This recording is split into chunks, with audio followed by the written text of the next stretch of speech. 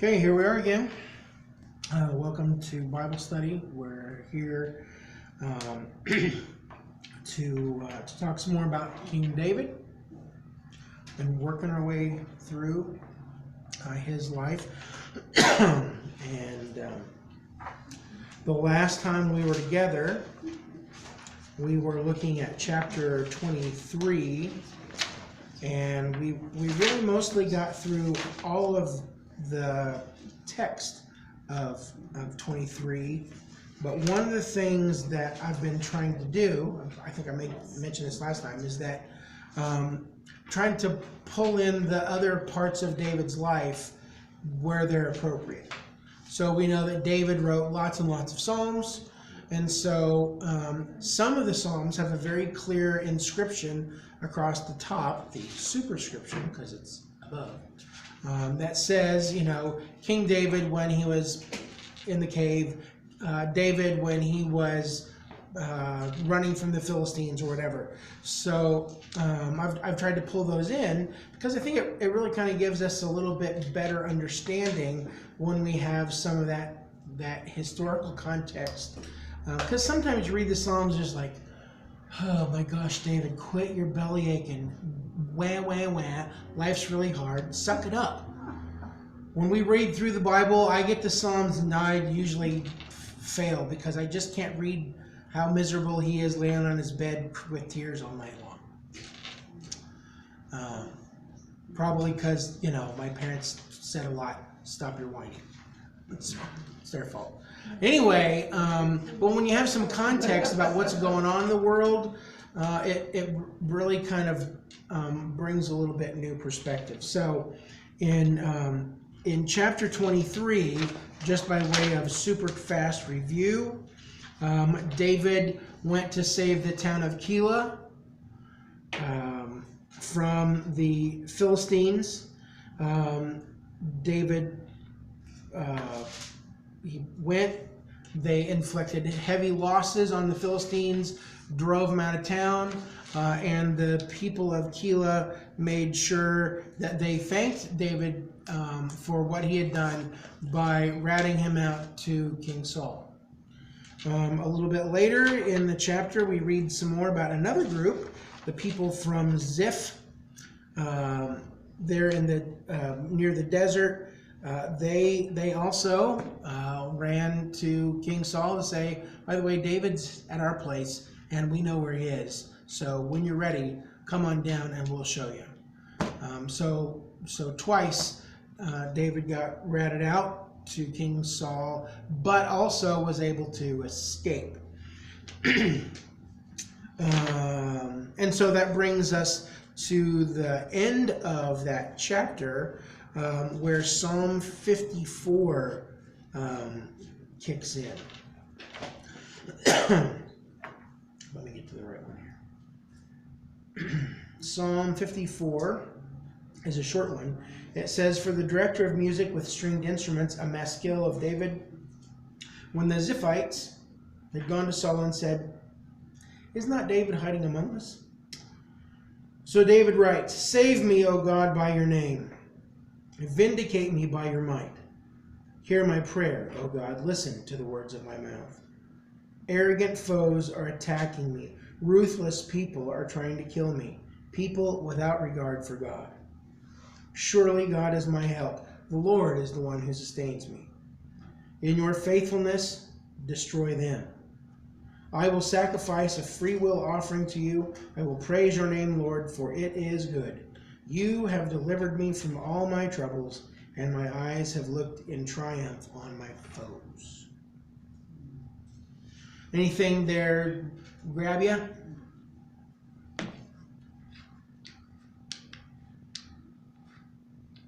Especially knowing exactly what he's going through. It's still relying on God to save him.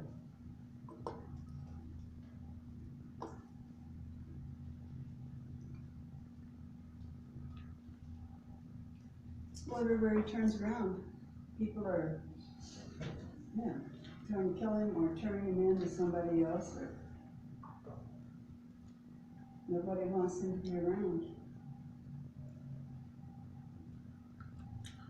They're attacking, they're trying to kill, they have no regard for God, they're slandering him, they are giving him trouble, I suppose. But with all of that, I mean, he starts out the psalm with, which is really a prayer, God save me. Through your strong name, through your powerful name, save me, hear my prayer. Verse 4, I highlighted there as well. Surely God is my help. The Lord is the one who sustains me. He's got 600 men with him and their families who are there to support him. But his focus is on what God is doing for him. And no matter what, I will sacrifice, I will praise your name, for it is good. Okay, now, one of the other things that happens a lot in 1 Samuel 23, 4 different places we see David inquiring of the Lord. We talked some about that last week. I just want to touch on it one more time before we move on. In verses 1 to 3, he inquires of the Lord, probably through the prophet Gad. Should I attack the Philistines? The next time in verses 4 and 5, he asks again because his men are not sure, and I'm a little surprised that they didn't get in trouble for this, because sometimes people do. But they ask the same question again. Lord, are you sure? Should we go against the Philistines when they come? Then verse 10 and 11, is Saul going to come down here to Keilah? And in verses 12 to 14, will Keilah deliver me into Saul's hands? Very specific questions. And the answers come in what appears to be a relatively quick time. Okay, as I recall, I didn't go back and read that part again. My memory is used up on faces and telephone numbers.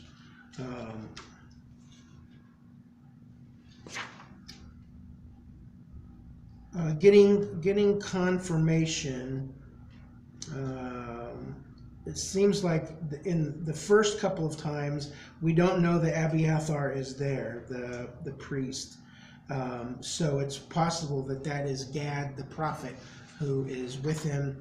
But after Abiathar shows up with the ephod, then there is another means by which David can get his questions answered with the Urim and Thummim that are in that pouch. Did everybody get one of these things last time?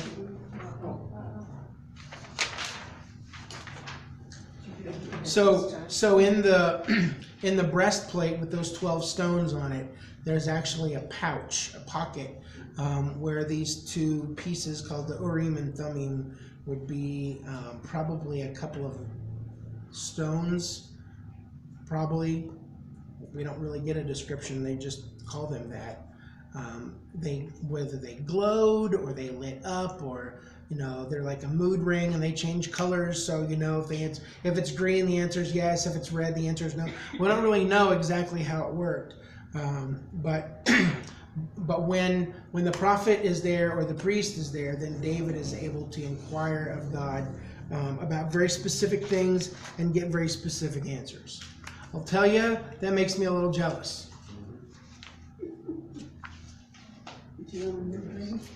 Should I stay or should I go?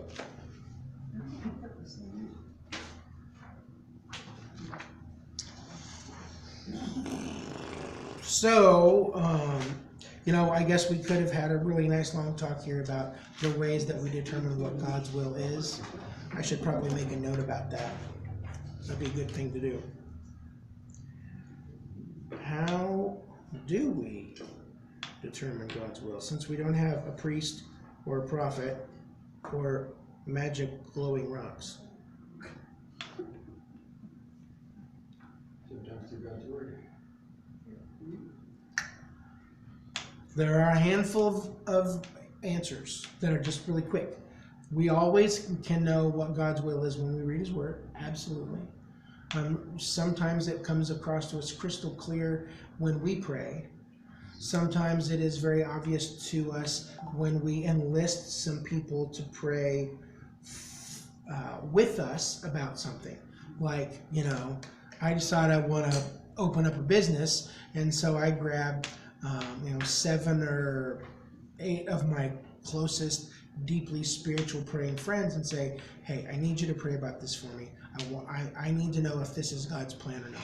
And so they will pray, and we'll get together, and I'll say, so what's the answer? And they'll say, oh, it seemed pretty clear to me. The answer is no. And usually, in that kind of a deal, there's some consensus.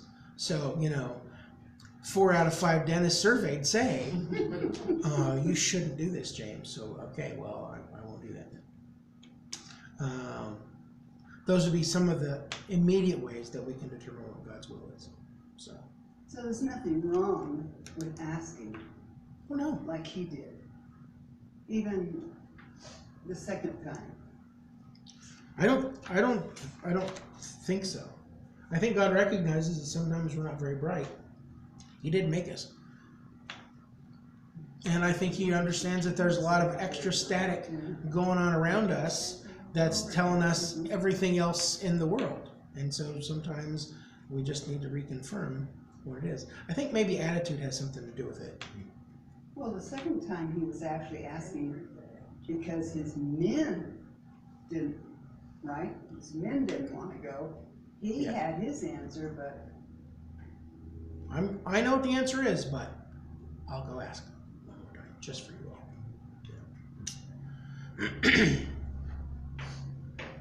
all. Okay, so chapter 24 then.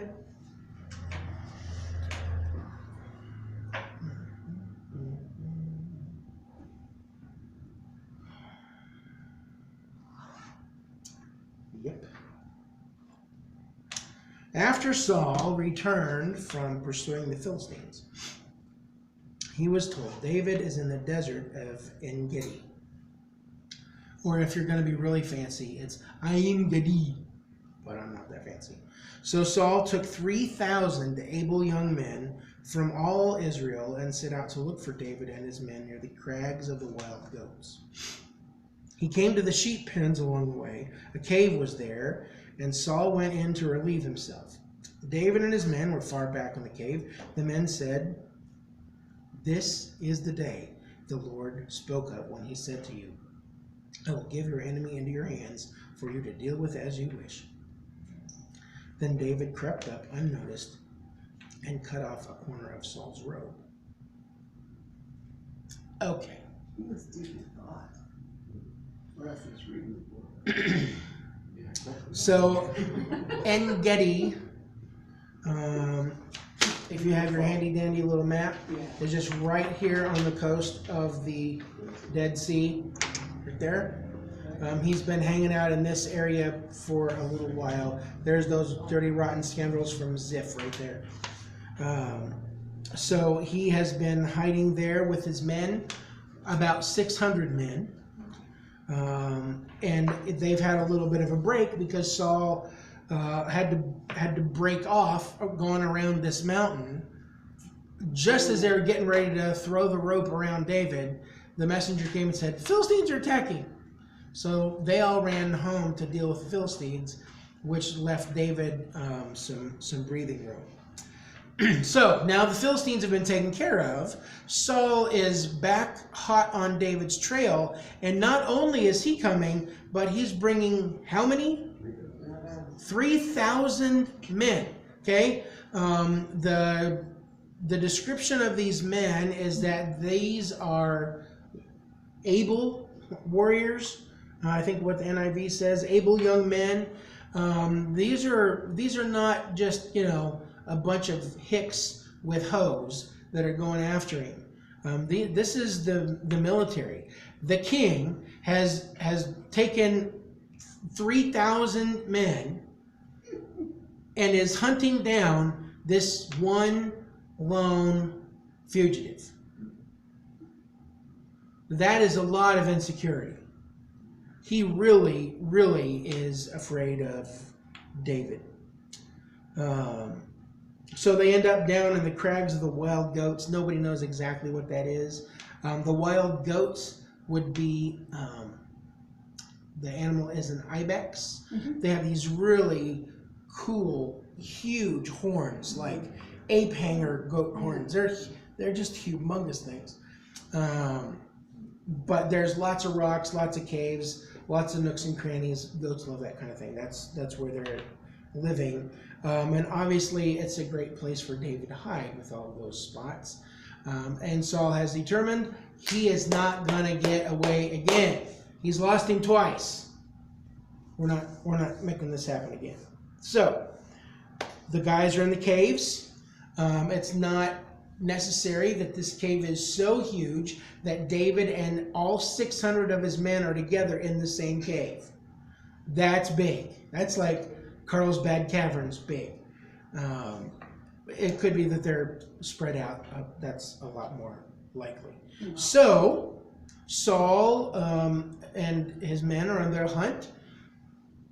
Saul sees a nice cave. It's cool. It's shady. And he needs to take care of some business. He's going to step into his office for a few moments. And it just happens to be that that's the cave where David and his men are hiding. So you can just hear them whispering.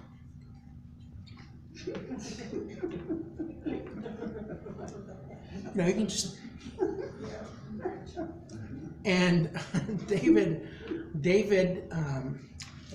bless his little heart, says, "No, we can't do that."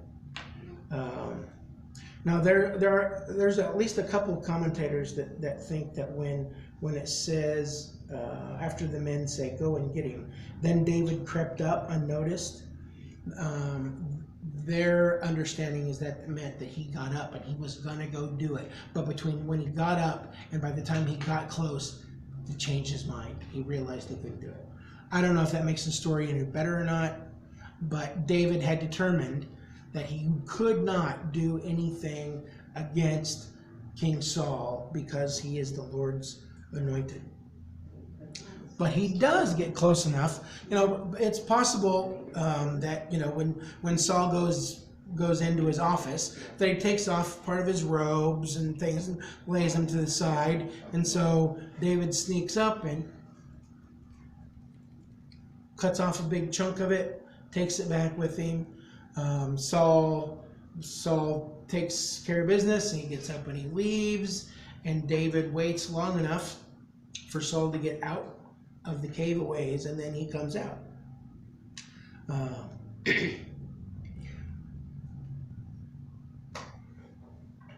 The interesting thing is what happens in verse 5. After he just cut off the corner of Saul's robe, David was conscience-stricken for having cut off a corner of his robe. He said to his men, "The Lord forbid that I should do such a thing to my master, the Lord's anointed, or lay my hand on him, for he is the anointed of the Lord." With these words, David sharply rebuked his men and did not allow them to attack Saul. And Saul left the cave and went his way. Okay, so David's attitude towards Saul is really very clearly defined in this chapter. We look at verse 6. "The Lord forbid that I should do such a thing to my master, the Lord's anointed. I won't lay a hand on him. He is the anointed of the Lord." He rebukes his men. You are not going to lay a hand on him. In verse 8, when David goes out of the cave, he doesn't go, "Nanny, nanny, boo, boo, you missed me, now you gotta kiss me." He doesn't tease the king. He's still extremely humble and respectful. David bowed down and prostrated himself. Verse 10, "Some urged me to kill you, but I spared you. I said, I will not lay my hand on my Lord, because he is the Lord's anointed. In verse 12, he says, my hand will not touch you. Verse 13, he says the same thing again, my hand will not touch you. David is not going to do anything to harm Saul, which is ironic because Saul will do anything to get his hands on him. He's not going to allow his men to go after him either.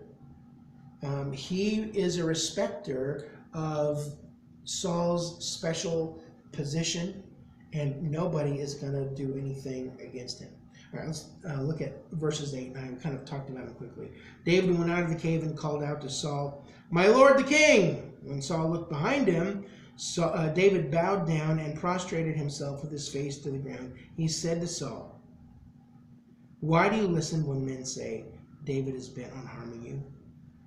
This day you have seen with your own eyes how the Lord delivered you into my hands in the cave. Some urged me to kill you, but I spared you. I said, I will not lay my hand on my Lord, because he is the Lord's anointed. See, my father. Look at this piece of robe in my hand. I cut off the corner of your robe, but did not kill you. See that there is nothing in my hand to indicate that I am guilty of wrongdoing or rebellion. I have not wronged you, but you are hunting me down to take my life. May the Lord judge between you and me, and may the Lord avenge the wrongs you have done to me, but my hand will not touch you. As the old saying goes, from evildoers come evil deeds. So, my hand will not touch you. Against whom has the king of Israel come out?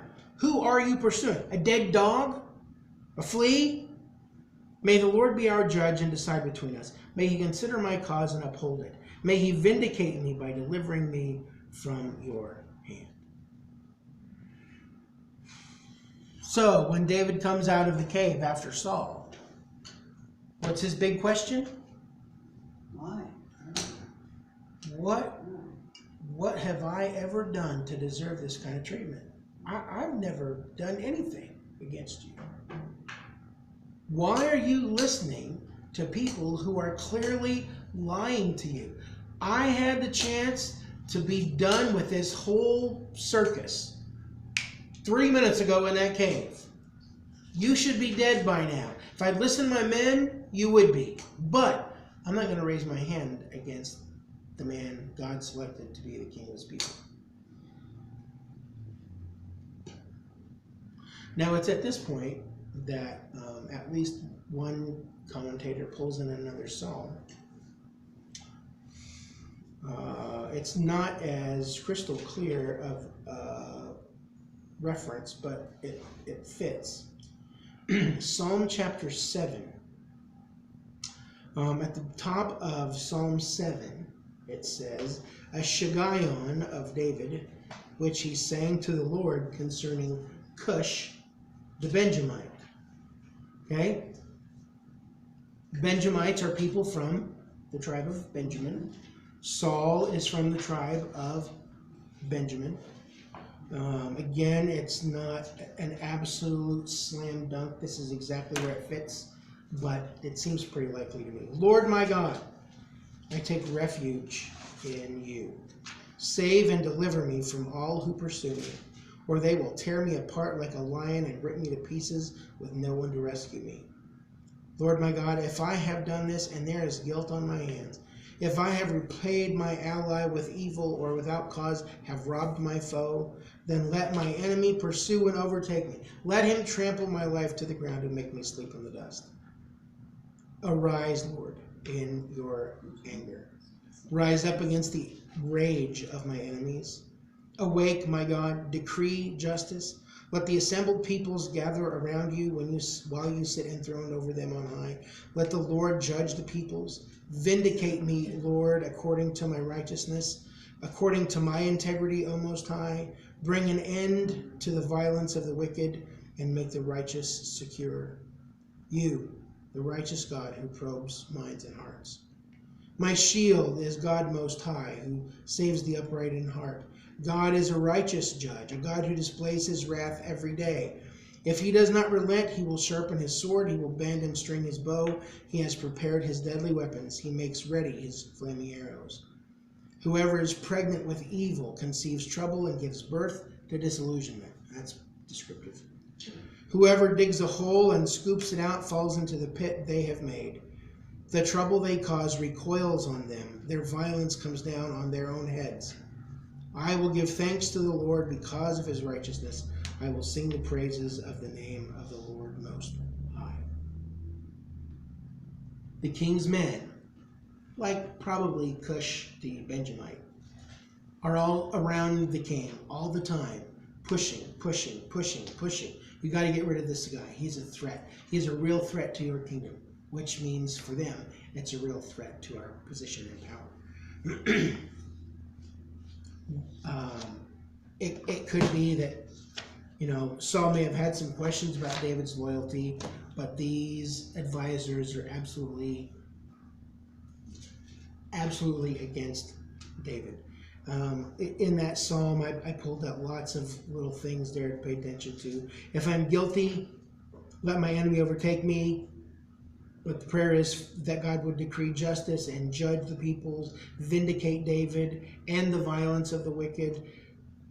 God saves the upright in heart, but violence comes down on the troublemakers' heads. He's still really faithful. I think he is scared. I think he is weary. But he has not given up yet. This psalm is really a cry for vindication and for relief and for justice.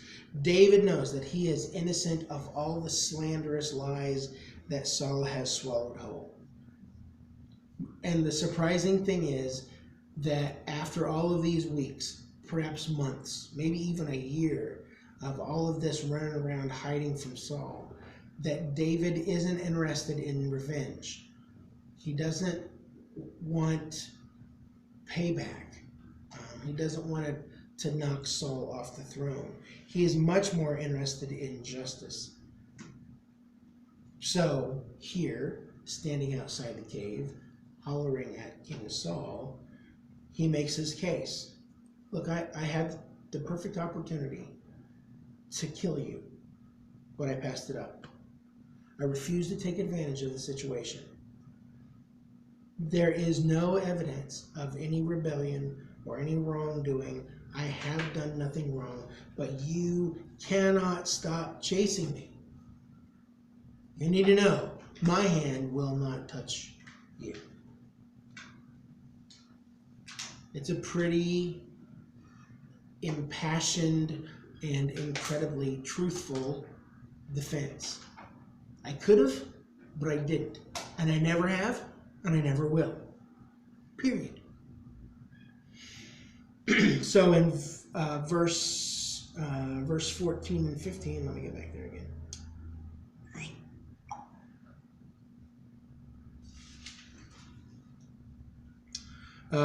Verses 14 and 15, David is emphasizing how ridiculous this whole thing has been. The king of Israel has come with all of his mighty army, his best warriors, to find what? A dead dog, a flea? Okay? What kind of a threat is a dead dog?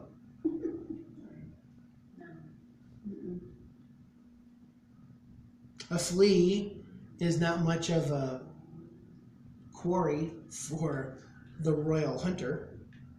It's small, insignificant, it's hard to find, hard to kill, hard to catch. It's just crazy.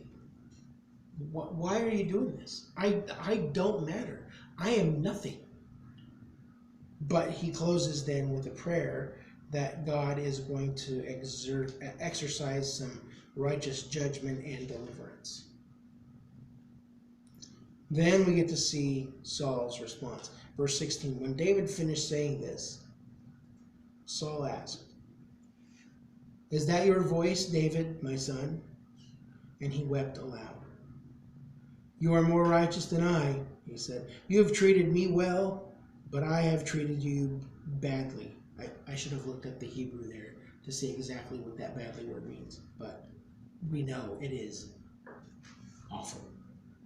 You have just now told me about the good you did to me. The Lord delivered me into your hands, but you did not kill me. When a man finds his enemy, does he let him get away unharmed? May the Lord reward you well for the way you treated me today.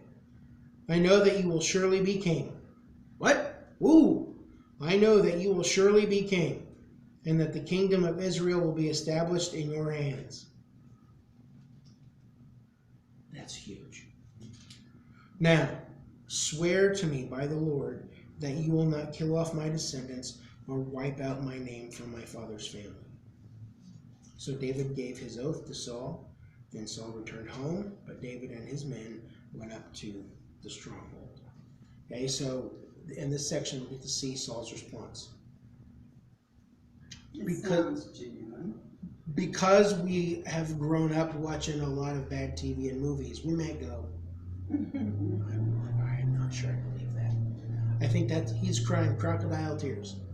But I think for this little fleeting moment that Saul's got a little bit of clarity, that some of those screaming demons in his ears and head and heart, that they're quiet right now, and Saul has got just a little break.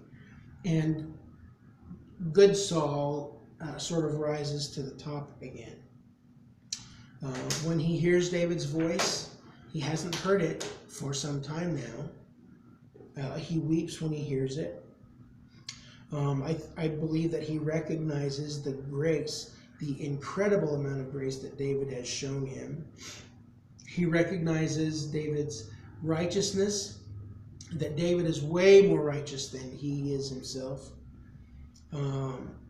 When David has the perfect chance, David doesn't retaliate against the king, even after weeks or months, or maybe even a year of this kind of perpetual pursuit. David could have been just done with it, could have taken the throne, and it'd been over. But he didn't do it. Saul sees that the Lord has put him directly into David's little hands, but David did not strike him down. So instead of chasing David, Saul now blesses him. What's part of the blessing that he gives? Down in verse 19. May the Lord reward you well for the way you treated me today. He recognizes that David has done him a great kindness, a kindness he did not deserve. That's what grace is all about.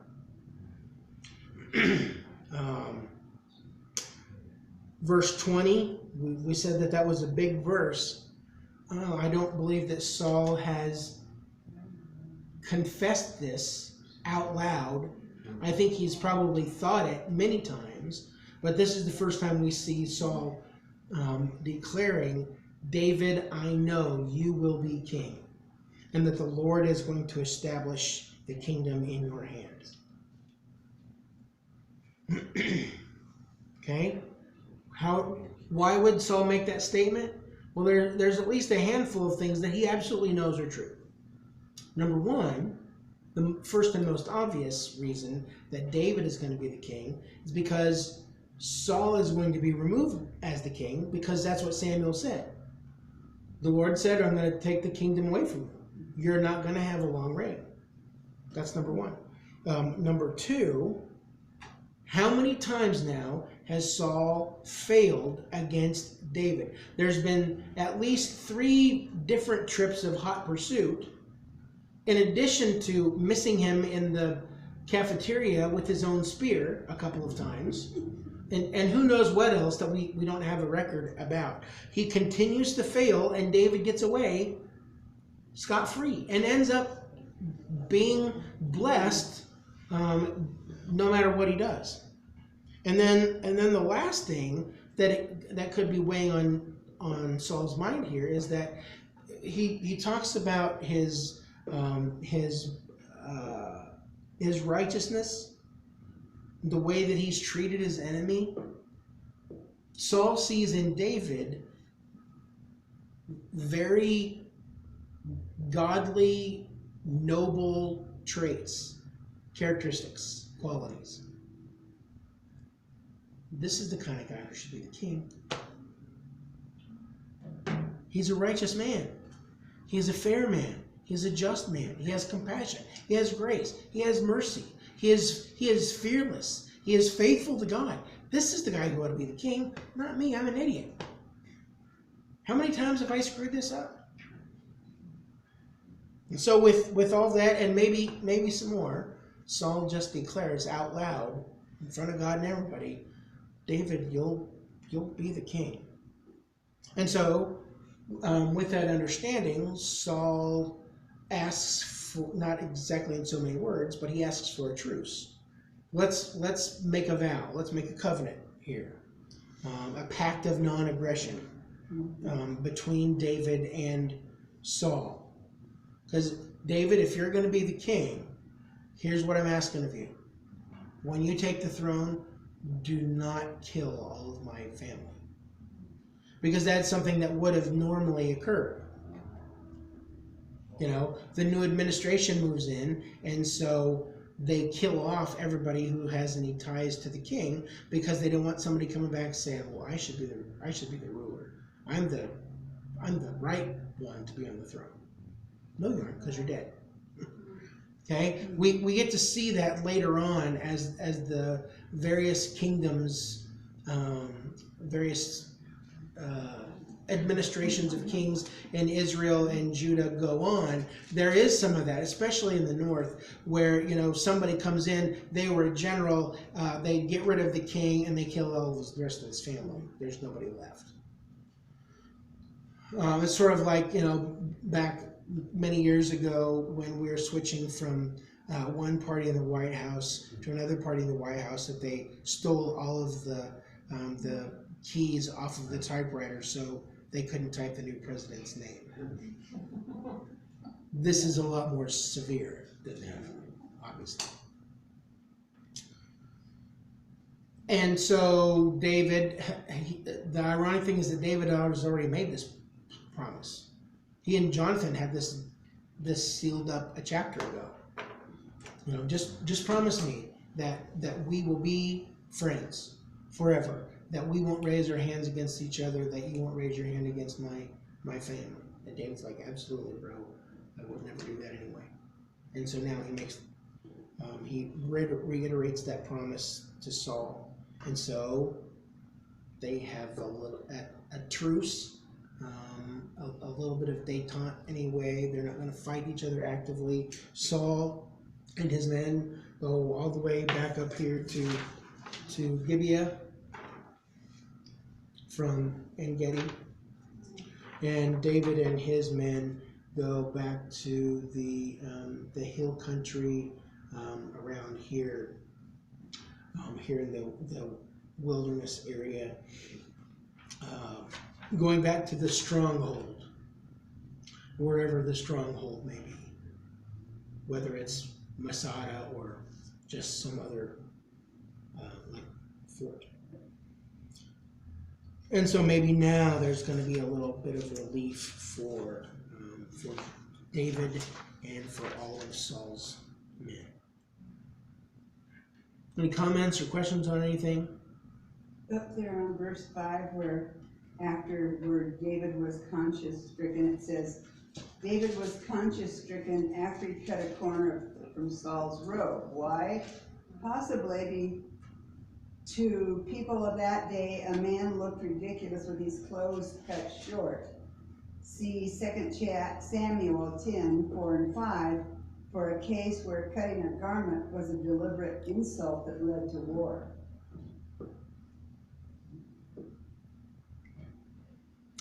One of the commentaries said that they thought that it was like a wing, so like maybe an entire sleeve. Oh.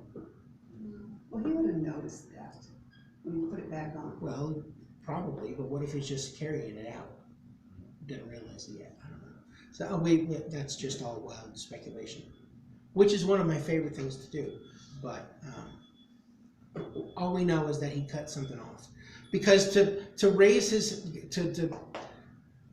he's dishonoring his king. Right. He doesn't want to dishonor the king because that's the Lord's anointed. He shouldn't have done it. He's feeling guilty. The actual literal translation is that his heart was smacking him around. He was smitten, smited by his heart. He just felt awful about what he had done. Immediate regret and remorse. Oh my gosh, what was I thinking? That was so stupid. I've raised my hand against the king. I have another question. Okay. Up here, you made it sound, David said, why are you listening to all these other people who are against me? No one has ever mentioned they were against David, have they? Except the guy that turned him in.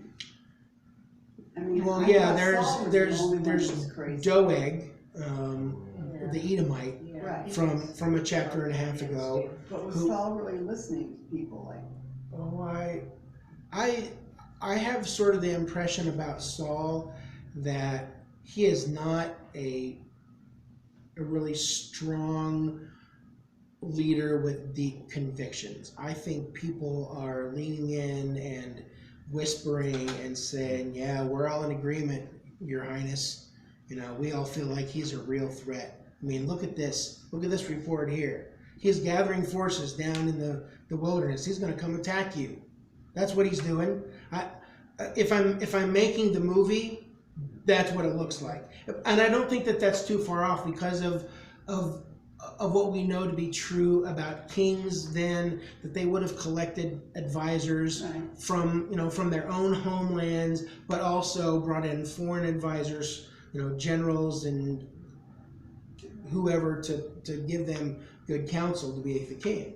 So it could be that David just is trying to put the blame on somebody else, because you don't want to accuse the king of being a murderous, crazy man all on his own. It must be somebody else's fault. You're getting bad information, king. I got nothing against you. Whoever's talking to you, you should stop listening, because I got nothing. I've got nothing but love for you.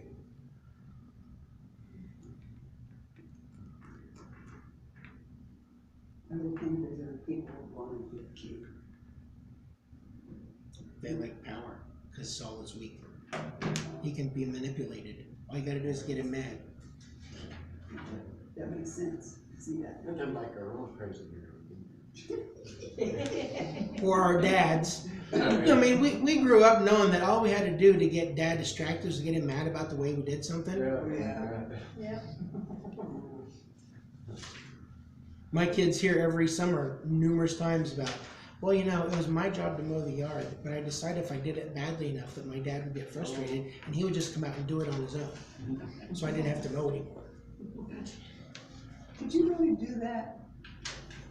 Your daughter is the one who's preaching that sermon. Not Oh, me. it's not you? No, it's not me. That's Stacy. Oh, well, he would, yeah. That would be perfect. Right?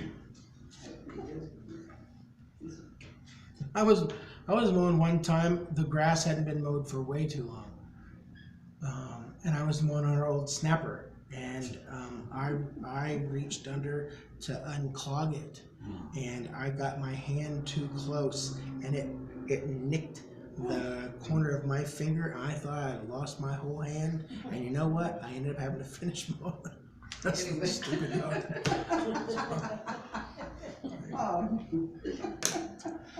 All right. While David is having this experience in the wilderness, he writes a couple more Psalms. Psalm 142.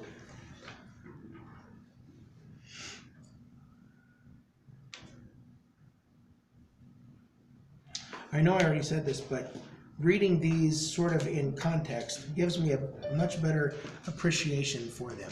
Yes. They make sense. So they didn't before.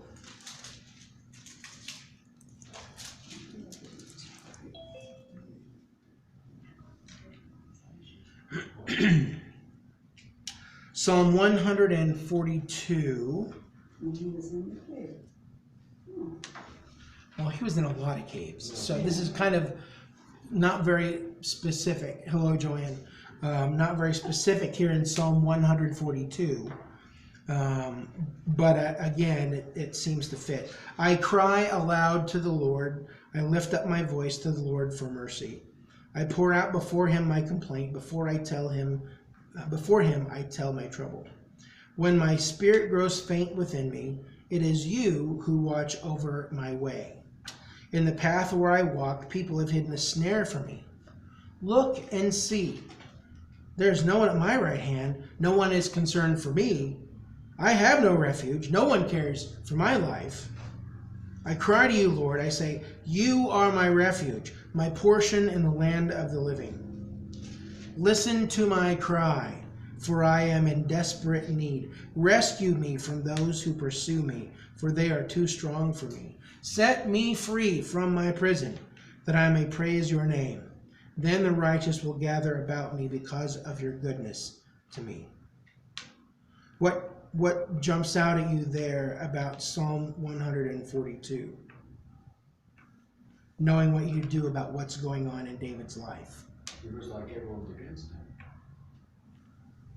I think David is feeling pretty low. Yeah. Nobody likes me. Everybody hates me.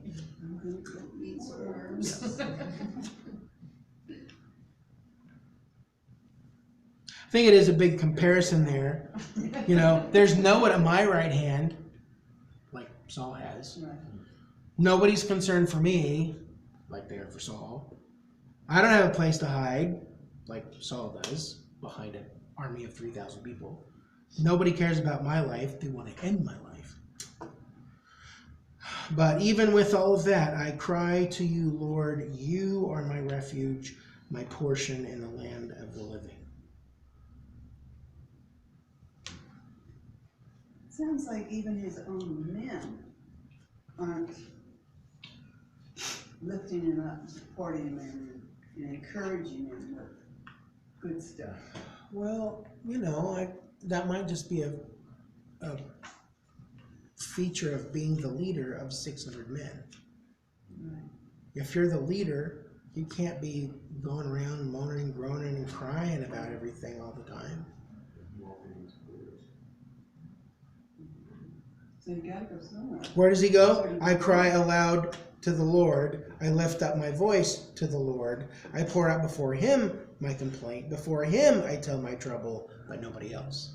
It's like a pastor, he doesn't have a lot of close friends he can go to, right? So he has to go to the Lord. If all the general does is whine and moan and groan and complain and talk about how unfair and how hard things are in front of the soldiers, That's right. nobody's going to listen to him. There is another psalm that's a lot more clearly this period. Find Psalm 57. That's another thing. Psalm 57. For the director of music to the tune of Do Not Destroy of David, a miktam, when he had fled from Saul into the cave. Have mercy on me, my God, have mercy on me, for in you I take refuge. I will take refuge in the shadow of your wings. He said that a couple other times now. Remember that phrase? Refuge in the shadow of your wings until the disaster has passed. I cry out to God Most High, to God who vindicates me. He sends from heaven and saves me, rebuking those who hotly pursue me. God sends forth his love and his faithfulness. I am in the midst of lions. I am forced to dwell among ravenous beasts, men whose teeth are spears and arrows, whose tongues are sharp swords. Be exalted, O God, above the heavens. Let your glory be over all the earth. They spread a net for my feet. I was bowed down in distress. They dug a pit in my path, but they have fallen into it themselves. My heart, O God, is steadfast. My heart is steadfast. I will sing and make music. Awake, my soul. Awake, harp and lyre. I will awaken the dawn. We've got to get up early to sing. I will praise you, Lord, among the nations. I will sing of you among the peoples. For great is your love, reaching to the heavens. Your faithfulness reaches to the skies. Be exalted, O God, above the heavens. Let your glory be over all the earth. Okay, we're going to assume that these two psalms are written in roughly the same time frame here, while David is hiding in the wilderness. What are some of the themes that you see in both of them? What is similar about them? All the people against him and him going to God. Everybody is against him and he is going to God. Okay, that's true. What else do you see? What else is the same? I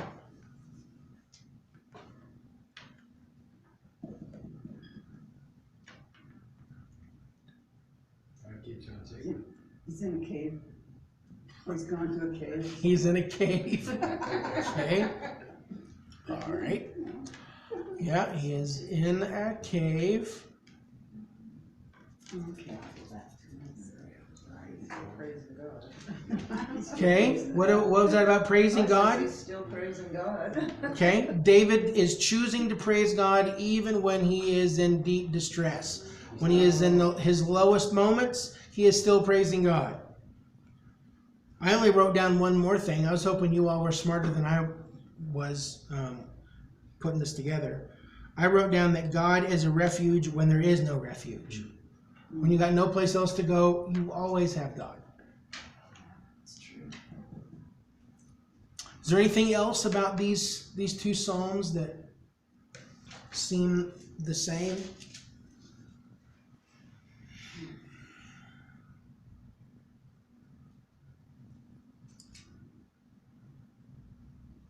Like in 4, he's telling us his conditions.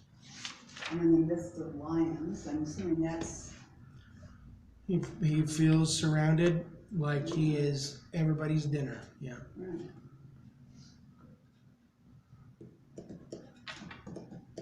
But my Yeah, heart what? is still steadfast. There's nothing else I'm really fishing for. I'm just curious if you found anything else. So there are certain things that David writes about a lot, certain images, like this, being under the shadow of God's wings. That's really a cool image, However you want to view those wings, if they're the wings of an eagle or they're the wings of a mother hen, I mean, some of the same idea there, that there's protection, there's comfort, everything you need is right there close.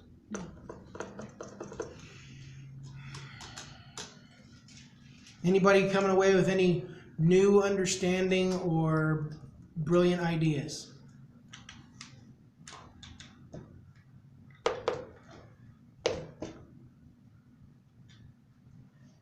They're just all so brilliant. I don't want to waste your time.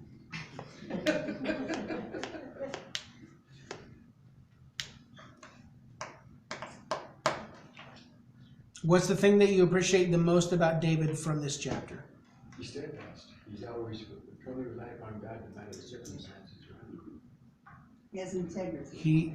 He is steadfast. No matter how scary and dark things are, no matter how close the enemy gets, he may not love it, but his trust is in God. God is going to take care of it. Steadfast. Steadfast David. All right. Well, that will bring things to a close. Our plan is to get together one more week, whatever that first Thursday is in June the 2nd, because the next week after that is right before VBS, and everything's going to be a disaster. So we'll be taking the summer off after June the 2nd. I have toyed with the idea of doing some other kind of a thing, or having somebody else do some other kind of a thing, either on a Sunday morning, like an adult Sunday school class, or doing a Sunday night video series or something, but I don't have that lined out exactly. Last summer was the first summer I did a summer Bible study, and I thought that it was a good thing, but this summer is going to be busy, fairly busy. We'll see how it goes. Okay. So we'll pick up next time with chapter 25. We're going to read about a fool and his wife being soon parted. This is the story of Lou and Joan. I always thought of myself as Abigail following around behind Lou. Joan is Lou, equating herself Oh, with yeah. a biblical heroine, which is Yeah, very, real horses, that. very gracious of her to do. So we'll kick this off before it gets any worse. Anybody- Come again next time. Anybody need a